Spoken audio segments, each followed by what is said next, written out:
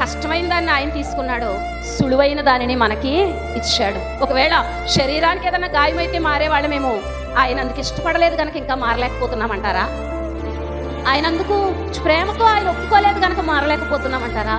వాక్యము చేత మనలను విరచి దున్నబడిన తన శరీరానికి ఆయన అతుకుకొని చెడ్డ తీగలమైనటువంటి మనలను మంచి తీగలుగా మార్చాడు. ఇప్పుడు యేసులో నువ్వెవరు అంటే, యేసులో మనం ఎవరము అంటే, మనము మంచి తీగలము. మనం ఎవరమంటండి? మంచి తీగలము.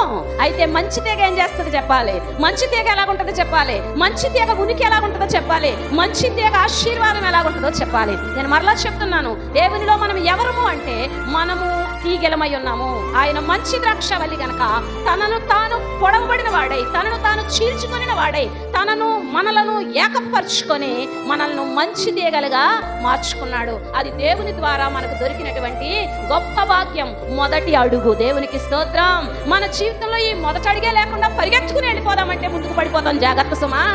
తెరవబడిన అనుభవం లేకుండా, పొడవబడిన అనుభవం లేకుండా, ఒప్పుకునే అనుభవం లేకుండా, పశ్చాత్తాపపు అనుభవం లేకుండా, తెలుసుకున్న అనుభవం లేకుండా, నువ్వు ఎలా అంటు కట్టబడ్డావో తెలియకుండా, నువ్వు ఏ రీతిని అంటు కట్టబడ్డావో తెలియకుండా, నువ్వే తీగవో తెలియకుండా పరిగెత్తుకు వెళ్ళిపోదాం అనుకుంటే జాగ్రత్త సుమా, పడిపోయేటువంటి ప్రమాదము